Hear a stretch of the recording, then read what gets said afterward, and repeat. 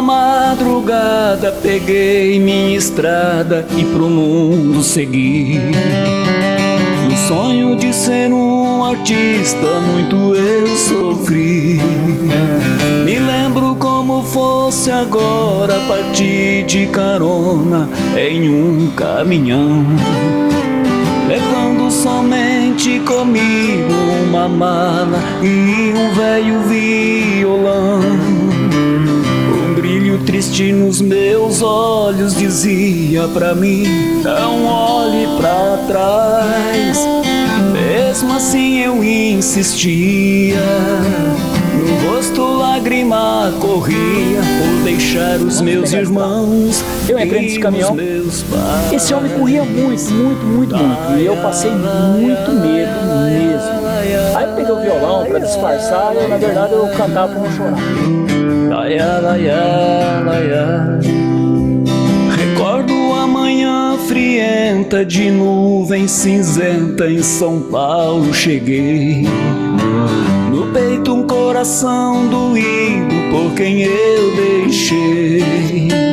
Menino brincando com a sorte, sem medo de nada, pra vencer um dia, querendo ser alguém na vida. Mas agradei tanto ele, porque quando chegamos lá, ele não quis cobrar. Só recordo que ele me deu a mão, me abraçou, bateu nas costas. Garoto, boa sorte, que Deus te ilumine. E na verdade eu peço que Deus ilumine ele também, porque alguns anos atrás eu procurei saber, agradecê-lo. Eu fiquei sabendo que um ano depois ele faleceu num acidente. Andei, fui forasteiro, morei na rua. E nesse sonho eu chegava numa praça, e essa praça tinha um homem que eu não conseguia descrever os traços do rosto dele, mas lembrava um tio meu que já era falecido em São Paulo. E eu perguntei pra ele, ele olhava pra mim, sério, eu perguntei pra ele assim: que cidade que é essa? Ele disse: a cidade de Íris. Arte é um sonho de ilusão e eu sonhei, mas acordei sobre os braços do destino soberano.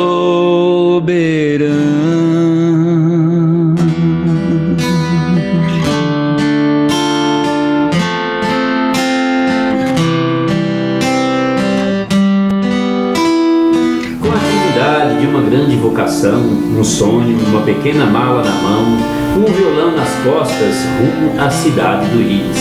Assim começou o roteiro da vida de Aparecido Donizete Rodrigues, que mais tarde, por influência da carreira artística, passou a chamar Zé Renato. O Zé cantava, e canta, raiz, e a gente fazia junto.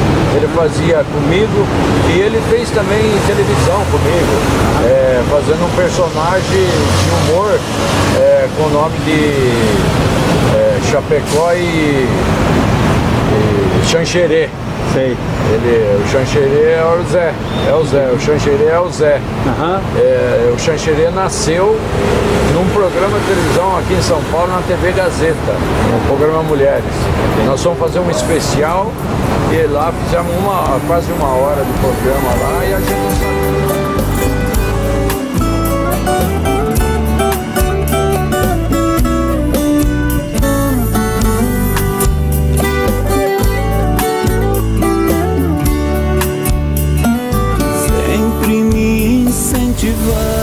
Tudo começou em Marapuama, interior do estado de São Paulo. De acordo com moradores, o Zé Renato já tocava em toda a região. O Carlos conheceu um pouco dessa fase da vida do nosso artista. Naquela época eu era meio molecão de escola, ainda vinha trazer minha mãe aqui na casa ali para bater papo com a mãe e o pai dele, E o Zé Renato sempre ficava ali com a violinha tocando, eu ficava ali perto ouvindo. Aí depois, mais pra frente, compramos uma televisão até, inclusive. E aí eu ficava assistindo o programa do Canal 8, E via ele, não lembro da dupla, acho que era Lele, Marivan. que ele ia lá no canal 8, ele ficava assistindo de domingo de manhã, não tinha o que fazer. Ele ainda se lembra dos bailes que o Zé tocava no quintal de sua casa. Eu lembro que ele tocava, fazia um bailinho de forró aí, um rastapé. Tinha morador na região, dava para arrastar esse pé, aparecia gente? Aqui na região, naquele tempo tinha muita gente morando no sítio, né? Então era gostoso, né? Fazia um terço, um forrozinho aí, falar que ia ter um rastapé, lotava de gente, o pessoal aqui.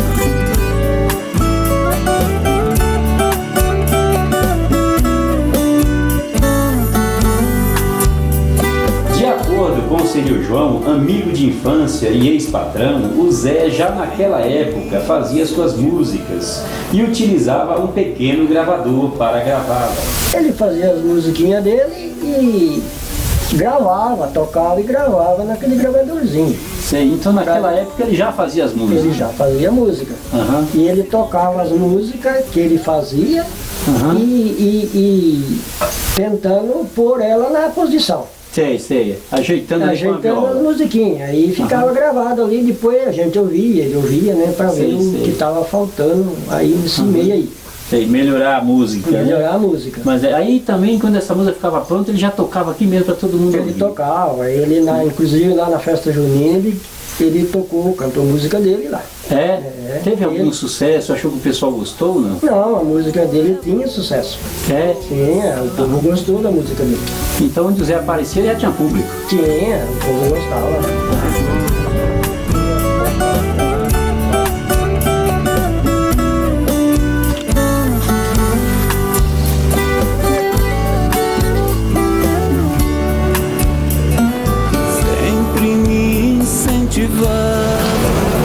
Em 1982, influenciado por esse sonho, Zé Renato deixou no sítio São João, município de Marapuama, interior de São Paulo, sua família, amigos e a vida de lavrador, para tentar a carreira artística na capital do estado. Infelizmente, a casa já não existe mais, nem a moita de bambu, não tem também a figueira, enfim, hoje aqui tem a porteira que por onde eu passei a última vez, em 1982, quando eu decidi lutar pela carreira artística, porque era um sonho que eu tinha que realizar.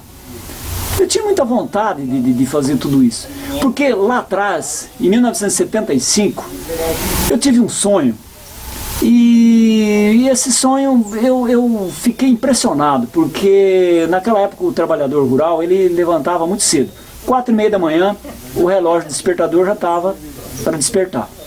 E nesse sonho eu chegava numa praça, e essa praça tinha um homem que eu não consegui descrever os traços do rosto dele, mas lembrava um tio meu que já era falecido em São Paulo. E eu perguntei para ele, né? Ele olhava para mim, sério, eu perguntei para ele assim, que cidade que é essa? Ele disse, a cidade do Íris. Aí eu falei, que horas são? Ele falou, 4 horas. Aí deu um choque e eu acordei. Olhei no despertador 4 horas em ponto. Aí me arrepiou tudo, eu não consegui mais dormir. Já levantei, fiz o café e afinal ia levantar daí um pouco. Aí fiquei com aquilo na cabeça, não sabia. Já escrevi 1000 canções nessa vida. Essa é pra minha mãezinha.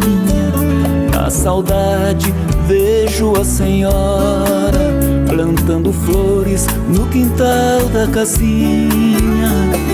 Lembro seus bons conselhos. Para deixar os familiares no interior do estado e sair em busca de seu grande sonho, o Zé Renato teve que omitir o seu destino. É o que afirmou sua mãe, Conceição Nardini Rodrigues, hoje já falecida. Eu quis ir quando foi porque eu não gostei, quis ir para São Paulo. E a gente tinha medo, aí ele enganou, falou que ia para Minas. Sei. E depois daí, faz tempo que ele falou que estava em São Paulo, que a gente tinha medo, né? São Paulo era uma cidade perigosa. Aí ele falou que estava em São Paulo. E aí ele continuou a carreira dele lá. Sempre gostou de música, sempre fez música. Chegava da roça, fazia as musiquinhas dele. Isso. E como foi para a senhora ver o filho de repente ir embora, muito novo, e partir para São Paulo, atrás de um sonho, Foi, a gente não queria, né? Sei. Fosse que saísse, mas era o destino dele. Aí ele foi, aí a gente foi até se conformando, porque já tinha passado, a gente achava que ele estava em Minas e não era. Sei. São Paulo. A gente ficou feliz que ele estava pra lá, fazendo o que ele queria, né?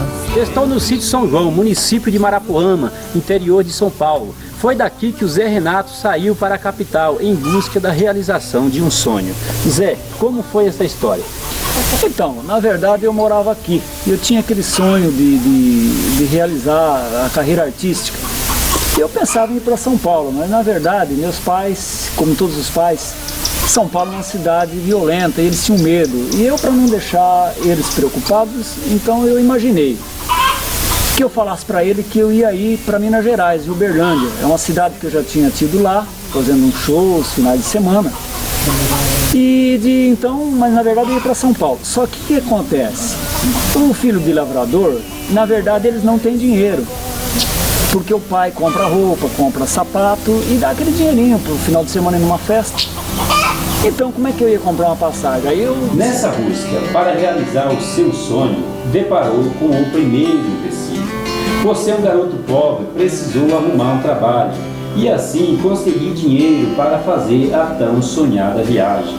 Na cidade de Ouro Preto, a nossa produção encontrou esse personagem. O seu Alfredo, né? E o seu Alfredo ele tem uma história, né? Ele foi muito importante na história do Zé. O seu Alfredo, o que o senhor fez de tão importante na vida desse rapaz? Muito importante, mas eu preciso de uma enxada para carpir, capinar, café.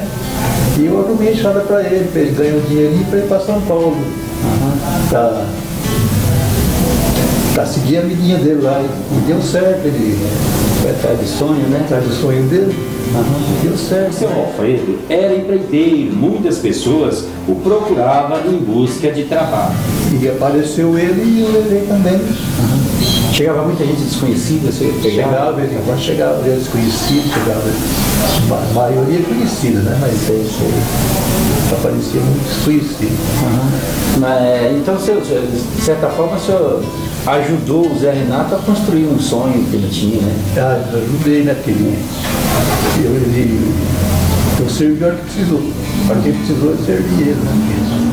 A enxada que possibilitou o dinheiro para a viagem do nosso artista também castigou suas mãos. Cheguei lá, pedi serviço para ele e fui morar nos fundos da casa de um amigo meu. Lá eu queimava lá arroz, feijão e omelete, é isso que eu comia. Aí eu peguei e falei com o Alfredo. O Alfredo falou assim, ó, tem um café para capinar. Eu falei, mas eu não tenho enxada. As enxadas ficaram todas aqui no sítio. Aí ele falou, tem uma enxada da minha mulher que na verdade ela é dela bater, capinar assim, no fundo do quintal, tem muita pedra e ela tem aqueles dentes assim no corte, é muito ruim. E ela também, o cabo dela é meio torto. Mas eu enfrentei. Eu trabalhei o dia todo e no primeiro dia estourei aquelas bolhas na mão, né, e aquele sangue. Eu não posso nem lembrar o nome, a gente não lembra o nome de tantas pessoas boas que já passaram no caminho da gente. Mas um casal se comoveu com aquela situação, a mulher tirou o lenço da cabeça e me embrulhou a mão, que eu consegui terminar o dia. À noite eu passei uma pomadinha lá e no outro dia enfrentei novamente. Assim eu trabalhei 2 meses em Ouro Preto. Na verdade eu não queria que alguém, meu pai tinha muito amigo em Ouro Preto, mas ia muito pouco para lá também, que visse eu naquela situação. Porque a situação minha estava brava, eu não queria que ele soubesse, queria que soubesse que eu estava para Minas Gerais. Aí, terminou os 2 meses, eu peguei um ônibus da empresa Itamaraty, fui para Catanduva e foi daí então que eu ia partir de trem, ia comprar uma passagem de trem, mas o trem partia às 11h15, aí eu tive que esperar, o ônibus chegou lá às 5 horas da tarde, eu tive que esperar até a noite. De acordo com ele, depois que um caminhoneiro ofereceu uma carona, aceitou. Aquela oportunidade representava alguma economia, uma vez que era metade do custo da passagem. Aí eu peguei aí ele falou que seria metade do valor da viagem. Ele falou, a gente vai chegar até antes. Eu só sei dizer que o trem partiu e eu apavorado que o homem não retornasse lá, mas no bar de frente fui lá com o stop. Não, é gente boa, ele pode ter certeza que ele vai sim, ele foi tomar um banho, foi jantar, ele volta. Aí eu recordo que era 00:01, ele chegou e falou, ó, madrugada, vamos pegar a estrada. Esse homem correu muito, muito, muito. O caminhão era só um cavalo que levava esse caminhão para São Paulo. O caminhão correu demais, o caminhão da Ford, mas correu muito. Ele parou 10 minutos e eu com o violão, eu comecei a cantar, com muito medo, passei muito medo. Então, na verdade, eu cantava para não chorar, né? Mas agradei tanto ele, porque quando chegamos lá, ele não quis cobrar. Só recordo que ele me deu a mão, me abraçou. Madrugada peguei minha estrada e pro mundo segui. O sonho de ser um artista muito eu sofri. Me lembro como fosse agora partir de carona em um caminhão, levando somente comigo uma mala e um velho violão. Um brilho triste nos meus olhos dizia pra mim, não olhe pra trás. Mesmo assim eu insistia. De volta ao centro de São Paulo, onde chegou em janeiro do ano de 1982, com seu violão nas costas e uma mala na mão, o Zé Renato fala um pouco do que viveu naquele momento, assim que chegou na capital do estado de São Paulo. Então, foi na verdade assim um fenômeno, porque eu cheguei aqui 4 horas da manhã, o caminhão parou aqui em cima, uns 3 quarteirões, e o motorista ainda me deu um abraço e falou, garoto, vai com Deus, boa sorte. Quantos anos? Você tinha quantos anos? Ah, 18 anos e pouco. Aí que eu passo aqui, que eu cheguei, eu tive choque, me arrepiou, né? Eu olho aqui e vejo a igreja, aquela mesma igreja daquele sonho. Parecia que eu estava voltando naquele sonho de 7 anos atrás, em 1975. Era um local, né, onde todos se encontravam, tem a Ordem dos Músicos aqui perto também, né? Tudo uma história, né, na tua cabeça. Exatamente. Aí alguém falou, ó, eu queria saber onde era o barzinho que encontrava os artistas, o famoso Ponto Chique. Aí alguns violeiros que também estavam lá censurando música, né, registrando as músicas, aqui na esquina. Aí eu cheguei aí, comecei a encontrar com um, com outro, eles me disseram assim, a Ordem dos Músicos aqui no número 51 na praça. E esse canto também é aqui, né? A Ordem dos Músicos, que hoje é na Avenida Ipiranga, até no final do século XX era aqui também. Depois de perder o seu amuleto de fé, um rosário, resolveu entrar na igreja, onde teve mais uma surpresa. Mas eu vejo essa igreja aqui e falei, vou lá fazer uma prece. Que eu entro na igreja Nossa Senhora do Rosário, Nossa Senhora de Fátima. Aí eu vejo um altar logo à esquerda e alguém ajoelhado, fazendo oração.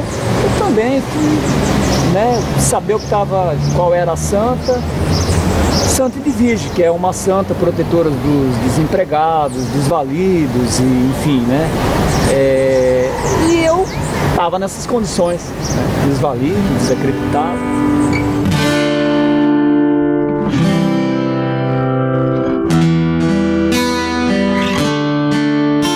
Com a morte de sua esposa, Jacimeire, o grande amor da sua vida, em 2007 retorna para São Paulo. De acordo com ele, os problemas que teve não o impediu de alcançar seus objetivos. Inclusive a primeira casa que eu cantei foi a Birosca, da Lília Gonçalves. E eu me sinto uma pessoa realizada assim. Eu construí uma família, 2 filhos maravilhosos, cheguei em São Paulo com uma mala e um violão e vivi aqui até 1994, eu já tinha 2 filhos, e aí um foi engatinhando para a cidade de Catanduva e o outro tinha 2 anos, e vivi lá até 2007. Aí tive momentos difíceis, minha esposa veio a falecer, foi o grande amor da minha vida, um bom casamento, e ela faleceu em 2007. Aí eu retorno para São Paulo, né? Mas eu me sinto uma pessoa realizada. Cantei bastante, canto ainda, nunca abandonei o violão, minhas composições. E, enfim, sempre trabalhando na prefeitura, construí muitos amigos, bons amigos, conheci muita gente no meio artístico. Com a experiência que o tempo lhe deu, o Zé não foi só em busca da realização do mundo da música, alcançou outros propósitos. E aí, em 2008, eu iniciei uma faculdade, concluí jornalismo, que eu havia trancado a matrícula há 20 anos, mas para cobrir aquele vazio da perda da minha esposa, foi muito bom para mim, terminei jornalismo também. Eu comecei também a fazer humor, isso foi nos anos de 90, por aí, eu comecei a fazer humor, viajei muito para Chapecó, fazendo circos, e criei a Família Atrapalhada. E essa Família Atrapalhada também, eu acabei fazendo muito humor. Se eu pudesse, eu mudaria o destino do nosso Brasil.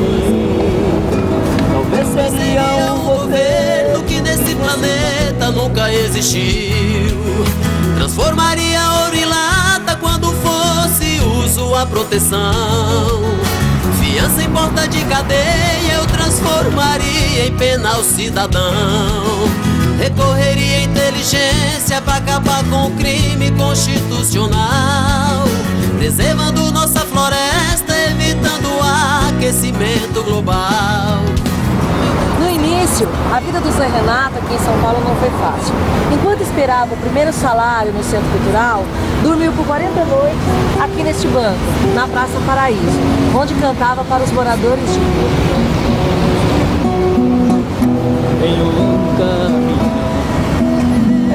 Morei mesmo 40 noites aqui nesse banco e foi nada fácil não. Aqui eu escolhi esse banco porque aqui eu tinha mais proteção.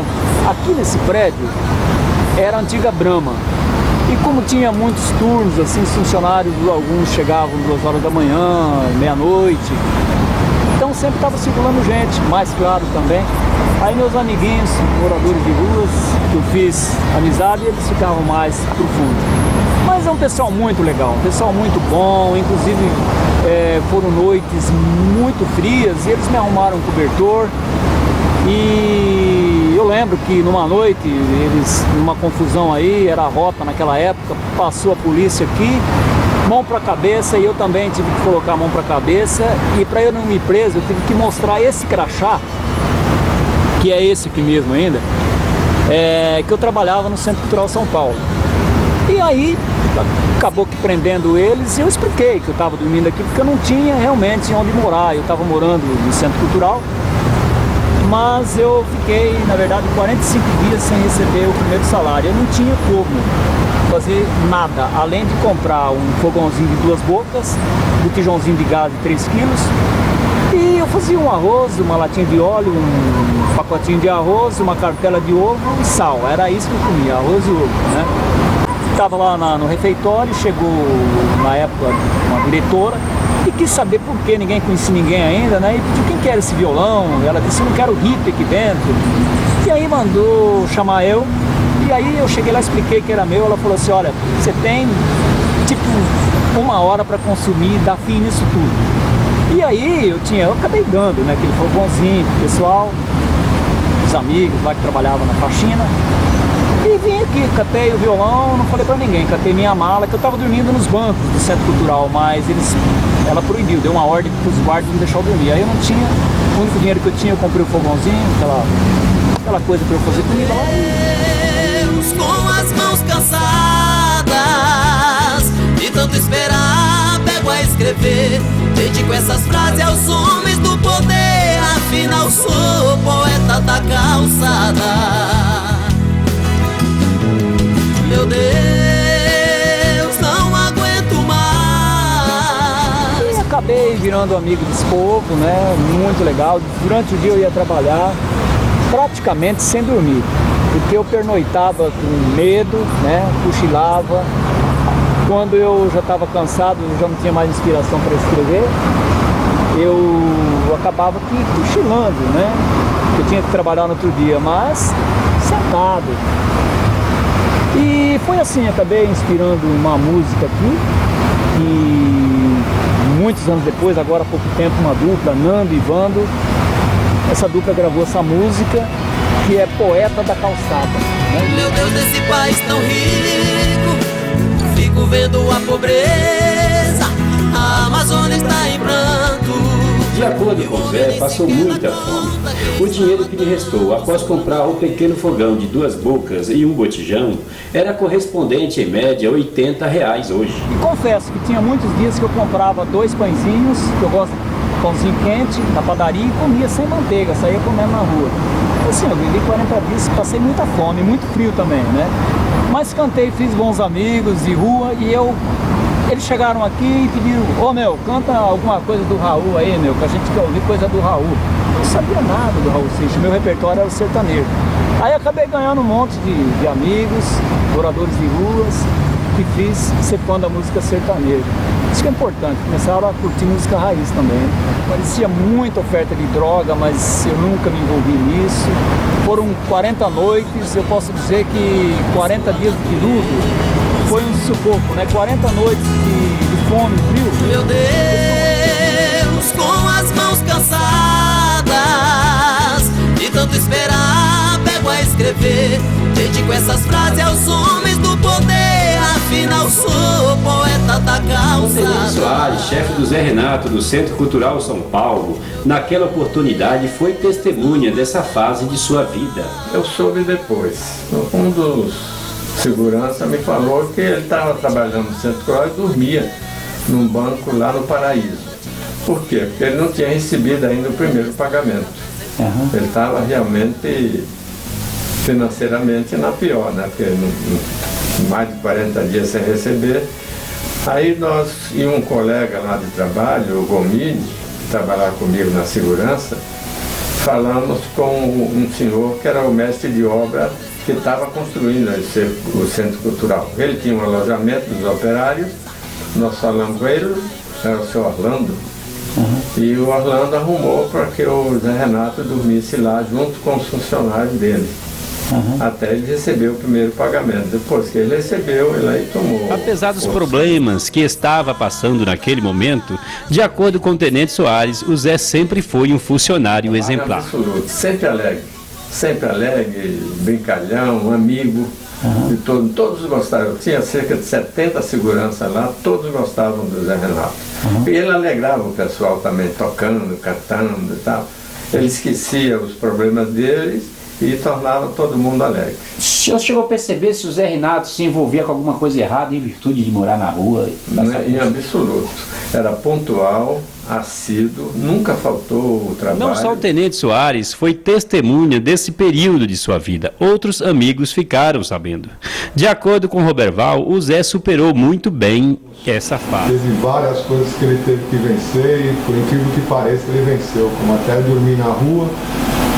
Diretoras do Teatro Municipal queimar seu colchão para pôr ele na rua para ele não dormir dentro do Centro Cultural. Foi cantar na Praça da Sé, cantou com o Aleijadinho, mais uns amigos. E mandou passar o chapéu, passa o chapéu, porque não comeu no mês, comeu no dia. O povão gostando daquele show que a gente deu, dinheiro caindo quando eu olho o chapéu encher. E o deficiente, enquanto terça partido arrecadado, abriu a boca no mundo e chorava emocionado. Ai, ai, ai, vida maluca foi minha vida, pode crer. Pra chegar a ser artista, fui arteiro pra sobreviver. Em 1982, por não ter dinheiro até mesmo para se alimentar, o Zé concordou com uma proposta de um amigo. E foi aqui na Praça da Sé, com a ajuda de um mendigo, que o nosso artista conseguiu recursos para um bom banquete. Encontramos um lá na Praça Patriarca e um aleijado, né, coitado. E aí falamos para ele, ele parece que ele não acreditou muito não na ideia. Fiz uma proposta, aí ele veio, né, andando meio devagarinho, não tinha nem cadeira de roda e nem, ele vinha meio engatinhando. De vez em quando ele levava o chapéuzinho, alguém dava um truco para ele e veio devagarinho. Chegamos aqui, foi nesse lugar que ele ficou e eu comecei a cantar. Comecei a cantar e o repertório já estava acabando e eu cutucava no meu amigo assim, fazendo que estava afinando o violão assim, falava, ô meu, vamos aí cara, vamos, pede dinheiro aí. Ele arrumava um óculos escuros desse tamanho, ele tinha vergonha de pedir, ele não era do meio artístico. E ele falou, tá bom, aí cantamos um pouco. Acabou o repertório, meu. Eu já tinha cantado Fio de Cabelo, que estava explodindo, Menino da Porteira, umas 4 vezes, e tudo, não tinha mais jeito. Aí ele resolve, ele disse assim, pessoal, olha, o amigo aqui está para gravar um disco e a gente teve uma proposta de ajudar alguém que está necessitado quanto esse nosso amigo, que foi menos privilegiado da sorte. Se vocês quiserem jogar qualquer coisinha, o dinheiro é para ele mesmo, viu? Para esse pobre deficiente. De repente começa a cair dinheiro e o deficiente abre a boca no mundo e começa a chorar, meu. Foi mó barato mesmo. Foi enchendo o chapéu. Era outro dinheiro, mas que nem hoje nota de 1, de 5, de 10, encheu o dinheiro. E eu cantando. Aí terminou, nós dividimos aqui. Ele falou assim pra mim, cara, eu falei, cadê o aleijado? Ele falou, não, fica tranquilo, eu tava dando autógrafo naquele momento. Ele falou assim, não, fica tranquilo, que eu já dividi, já dei a terça parte pra ele aí, né? E já tá dividido. Vamos no grupo Sérgio, aqui embaixo tem uma churrascaria. Chegamos lá, comemos, cara, na churrascaria, saímos de lá, ele olhou e falou assim, vamos comer um caldo de mocotó? Eu falei, eu não aguento, não tem como. Ele falou, não, vamos comer um caldo de mocotó. A gente comeu esse caldo de mocotó. Eu não aguentava mais andar, foi me dando aquele mal-estar. Parece que eu ia desmaiar e ele também. Começamos a suar frio, tomamos um táxi. A gente morava na rua Santo Antônio, lá no bairro do Bexiga. A gente não ia conseguir chegar lá. Chegamos de táxi, descemos de táxi, quase morremos de congestão. Resumindo, essa saudade, não sei mais por onde está o Gilberto. Me falaram até que morreu. Ganhei uns trocados com um pobre aleijado. Não tenho vergonha, falar a verdade não é pecado. Pra ganhar uns trocos arrumei um amigo pra me ajudar. Pra correr o chapéu quando eu começava a cantar. Ai, ai, ai, vida maluca foi minha vida, pode crer. Pra chegar a ser artista, nem tudo na vida de nosso personagem foi espinhos. No ano seguinte, em 1983, participou de uma peça de teatro com Maria José Franco. De acordo com ela, esse trabalho teve grande repercussão. Nós participamos de uma peça que era a Sonâmbula da Meia-Noite, ou a Sonâmbula. E aí foi em 83. E nós fizemos essa peça, foi muito boa, foi assim, teve uma repercussão muito grande. Mas era muito interessante, a hora que ele entrava, o povo vinha abaixo. Às vezes a lotação lá era de 300 pessoas, dava 400, 500 pessoas. Então nós ficamos acho que um mês inteiro ou 2 meses com essa peça em cartaz. O Zé Renato, ele é um compositor. Você conheceu algum trabalho dele? Conheci, tem muitos cantores que já gravaram música, Pedro Bento Zé da Estrada e vários outros, e tem música com muita gente que gostaram, Sérgio Reis, e eu gosto muito das músicas dele, ele faz umas músicas poéticas. De acordo com amigos e parceiro de trabalho no segmento, o Zé Renato construiu uma linda história. O Zé tem uma estrada muito bonita, longa, uma história bonita, artística, né? Ele é um batalhador, criador, escreve muito, cria. Então, eu sou fã dele como criador. A gente que mexe com isso, eu acho que está no sangue, né? O Zé é um desses que do meu tempo de menino, os pequeninos vivem sem pensar em nada. Nunca esqueço minha doce infância, onde nasci, aquela antiga morada. Eu sei que era um casebre muito. Quando retornou para Catanduva em 1998, retomou seu trabalho na prefeitura e, com a ajuda de seu amigo Paçoca, entrou no rádio. E eu indiquei ele para ir fazer umas coisas no meu programa no SESC, eu tinha um programa de auditório no SESC, e ele ia lá fazer sketch, fazer a família atrapalhada, então o povão gostava e eu convidei ele para se apresentar quase todos os domingos no programa, e eu consegui colocar ele na rádio também.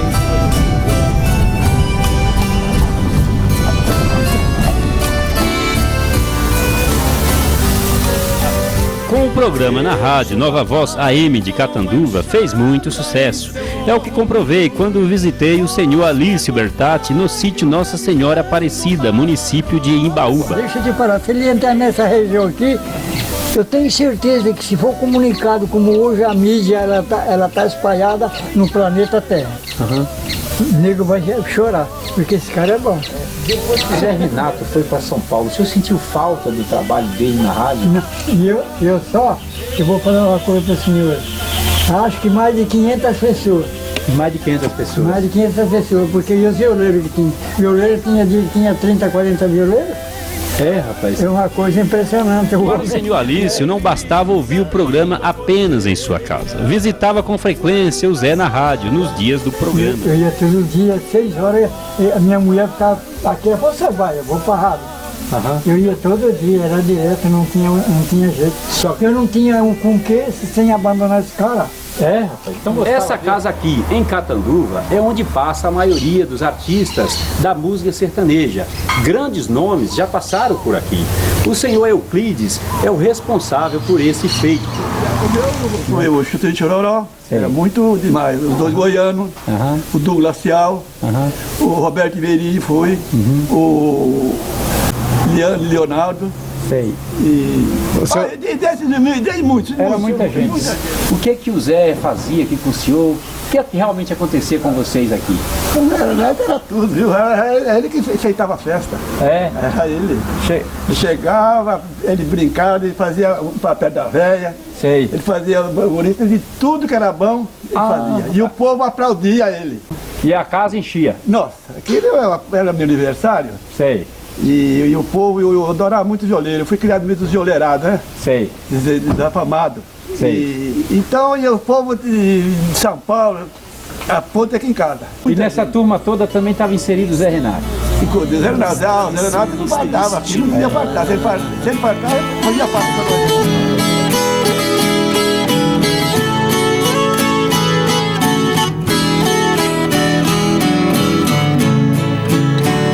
Entre os rios. Durante as gravações deste vídeo-reportagem, constatei que muita gente vê nele um exemplo de vida. Então eu sempre admirei o Zé Renato pelo pai, pela conduta, porque ficou sem mulher, já era para ele ter arrumado uma mulher para cuidar dos dois, né? E ele não, ele cuidou, ele fazia comida, ele lavava roupa, ele ia trabalhar. Ele ia cantar, tinha às vezes lugar para fazer show, ele ia. Então, para mim, não tenho mais uma pessoa que, sabe, uma pessoa incrível. Eu me emociono muito quando eu falo do Zé Renato. Para a senhora, além da parceria que foi muito boa, foi um exemplo de vida, até porque morou na rua e não se envolveu com problema de álcool, droga. Eu fiquei sabendo tempo depois, porque ele tinha vergonha, né? Um dia ele confessou que ele morou na rua e eu até pensei que era brincadeira, mas ele morou na rua, dormiu no banco da praça, né? E aquilo para mim foi mais valoroso, porque uma pessoa não se envolver com a droga, não se envolver com bandido. Que foi lembrado por Maria José Franco, vai ao encontro dos ensinamentos que passou para os seus filhos, é o que afirmou Bruno Jardim. Eu lembro que ele sempre ensinou a gente a fazer a arte, a participar da arte sem o uso de drogas, sem o uso de nada que pudesse influenciar no resultado do seu trabalho. O seu trabalho tinha que vir do coração. Foi isso que a gente aprendeu com ele. Até hoje, em diversos meios, até mesmo no meio profissional, a gente utiliza isso, toda a bagagem que nós tivemos no decorrer da infância. De acordo com o Rodrigo, o gosto pela música vem de seu pai. Acompanhar meu pai nas apresentações desde de criança foi marcante, né? A música sempre foi um segundo trabalho, né? Além de um lazer, além de um hobby, também era profissional, era um segundo trabalho, era uma renda. Então isso, além do lado prazeroso, tinha toda uma importância e um preparo para isso, uma dedicação. Para ele também é um exemplo de profissionalismo, relembrando uma apresentação que o pai fez em um momento muito difícil de suas vidas. Eu acho importante destacar quando minha mãe faleceu. Meu pai fazia durante a temporada uma apresentação de humor. E uma semana depois ele tinha um contrato que ele tinha que se apresentar, né? Ele profissionalmente ele se apresentou, fez todo mundo sorrir, mas por dentro eu sei que não é isso que ele estava sentindo. Mas como artista foi fantástico. Isso é muito marcante para mim. Eu segui as veredas do sertão. Na saudade busquei lembrança viva, fiz retrospectiva. Lá no início, quando pegou uma carona, a música de nosso artista conquistou um caminhoneiro que não cobrou a viagem. Quando morou na rua, fez fãs de Raul Seixas gostarem de moda de viola, porém não alcançou a grande mídia. Então, quando eu parei, pisei firme, senti o chão e percebi que a mídia é um pouco diferente daquele sonho que a pessoa imagina em que vai fazer sucesso sem dinheiro. Eu vi que não era bem assim, né? Então, ou você acha um empresário, um padrinho, como se diz, para investir em você, ou então você trabalha. E eu preferi ter uma família, trabalhar. Isso foi o que ocorreu, eu não fiquei esperando cair do céu. De acordo com ele, esse mercado é um dos mais caros e a inexperiência, quando é jovem, influencia essa música. O que acontece? Quando eu cheguei aqui, parei, vi a igreja, tudo, eu imaginei que aquilo estava relacionado, que eu ia ser uma estrela, mas isso é quando a gente ainda é bem jovem, né? Hoje, para mim, o sucesso não é isso, porque nem todo talento é sucesso, nem todo sucesso é talento. Isso não quer dizer que eu seja um talento, veja bem.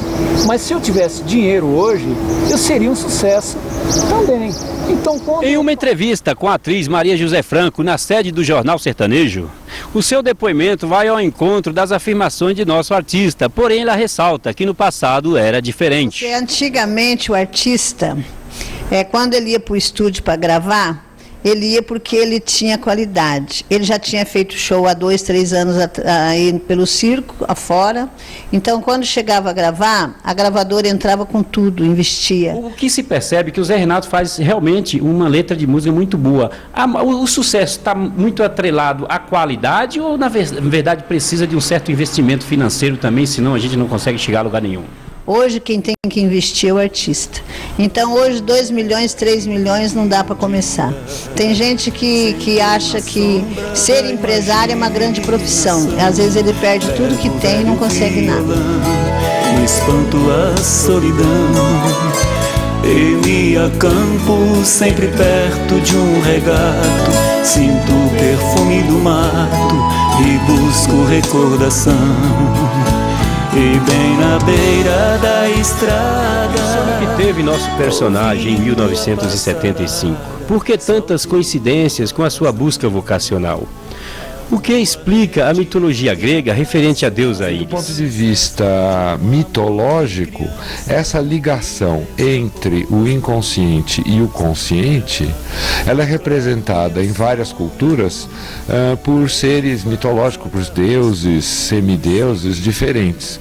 No caso da mitologia grega, a deusa em questão é a deusa Íris e tem o seu equivalente masculino, que é Hermes, ou Mercúrio para os latinos. Mercúrio, que é aquele que tem as asas no capacete e nos pés, ele é o mensageiro dos deuses, ele faz a comunicação entre o divino e o humano. E Íris é uma deusa alada também, ela é descrita como a deusa das asas douradas, faz a ligação entre o mundo espiritual ou o mundo da natureza, de um ponto de vista mais feminino, divino, portanto, com o humano. De acordo com o Dr. Bernardo, nós entendemos os sonhos como mensagens do inconsciente para o consciente. Então, do ponto de vista junguiano, o sonho é super importante para a gente conseguir ter um acesso ao inconsciente. Então, a gente entende qualquer tipo de sonho como uma mensagem do inconsciente para o consciente. No inconsciente, a gente entende que não há um tempo específico. Então, essa mensagem pode ter conteúdos do passado, pode ser alguma coisa atual, às vezes nem tão importante, como por exemplo uma situação do trabalho ou uma coisa que você está estudando, ou pode ter inclusive conteúdos do futuro. Estrada passa tudo, passa a saudade, passa o tempo, e com o tempo vou. Com base no livro dos Espíritos de Allan Kardec, é por meio do sono que os espíritos encarnados estão sempre em comunicação com o mundo dos espíritos. E o sonho é a lembrança do que vê ou fez durante o sono.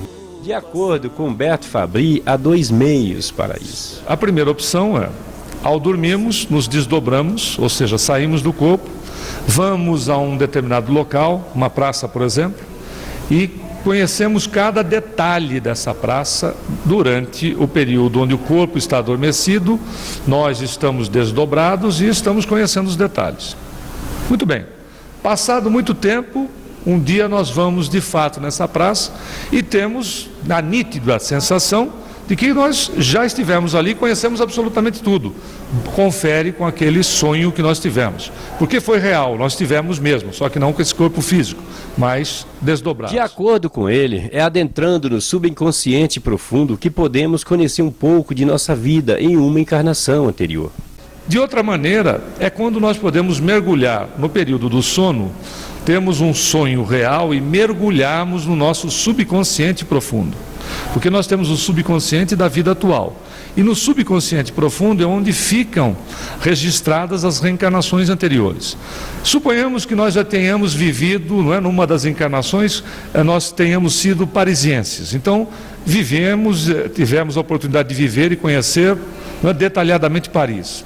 Adentrando no subconsciente profundo, vamos naturalmente conhecer aquela reencarnação, ou pelo menos esse detalhe.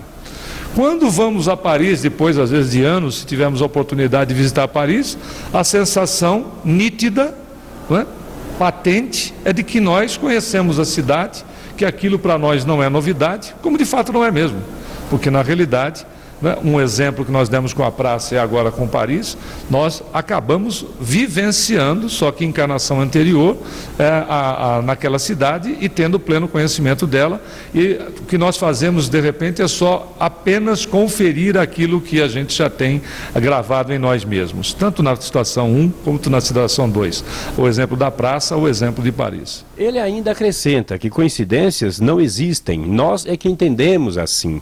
Na verdade, o que falta é conhecimento. Não existe coincidências no universo. Se existissem coincidências no universo, nós teríamos planetas batendo uns nos outros, etc. Tudo está dentro da ordem das coisas. O que acontece é que falta entendimento. Então, é desconhecimento sobre o fato. Porque Deus não faria, não poderia ser permitido na divindade coincidências no universo, o que seria altamente desastroso, né? É o desconhecimento da situação como um todo, que explicado fica tudo muito simples. Quando chegou aqui em São Paulo, em 1982, o Zé Renato reconheceu uma praça que visitou anteriormente em um sonho. Porém, antes desse fenômeno e de conhecer a cidade do Íris, nasceu com aptidões para compor e cantar. Como explicar uma vocação que recebemos antes de chegar neste plano? Toda vez que nós descobrimos facilidade em fazer determinada coisa nesta existência, e essa facilidade por vezes pode estar em qualquer campo, né? Não só trabalhos manuais, em qualquer área de atuação, que nós encontramos uma facilidade e temos a sensação de que conhecemos aquilo, apesar de nunca termos estudado o assunto, não temos lido nada a respeito, ou até mesmo praticado, essas situações todas são experiências de outras existências. O artista, né? O gênio, o considerado gênio, porque nós temos artistas e artistas, vamos considerar os gênios.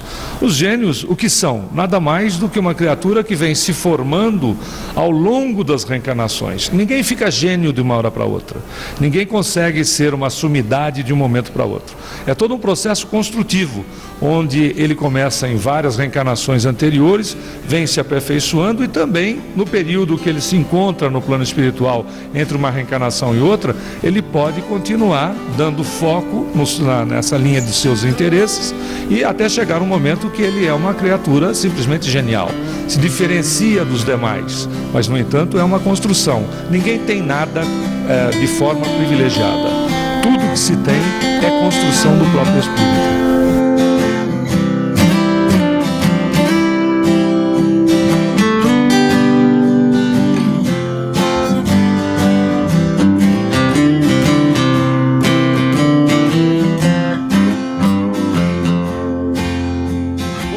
Sonho de nosso personagem, após 7 anos, quando chegou em São Paulo, capital, aquele momento representava novas experiências em sua vida. De acordo com o Dr. Bernardo, o conjunto de 7 anos é chamado de setênio e representa mudanças em nossa vida. Então, a ideia de ter sido separado o sonho da concretização por 7 anos parece interessante no sentido de reforçar a ideia de uma mudança, uma época importante na vida da pessoa. E a questão de acreditar ou não em tudo isso vai da vontade do freguês, né? Cada um que acredite lá no que acha que tem que acreditar, porque o que importa não é a realidade objetiva, assim. Será que os deuses existem? Será que existe vida depois da morte? Será que existem seres invisíveis, né? Como o Íris, que seria talvez associado com a ideia de uma fada, um elemental? Eu não sei. O que importa é o que você acredita disso, porque a partir do que você acredita é que você vai agir na sua vida.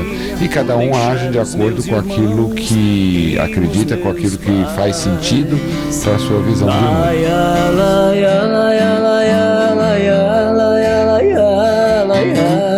A questão do sonho.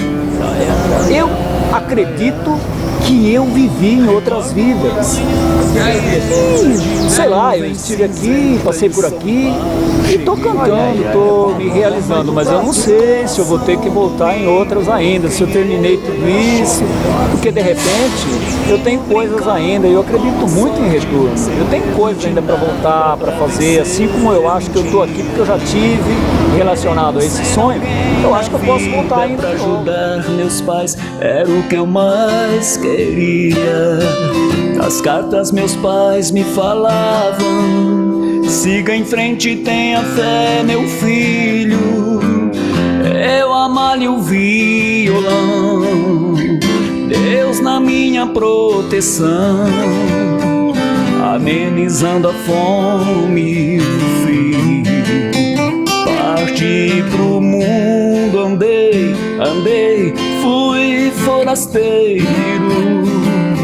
Morei na rua, o meu sonho foi tirando. A arte é um sonho de ilusão e eu sonhei sobre os braços do destino soberano.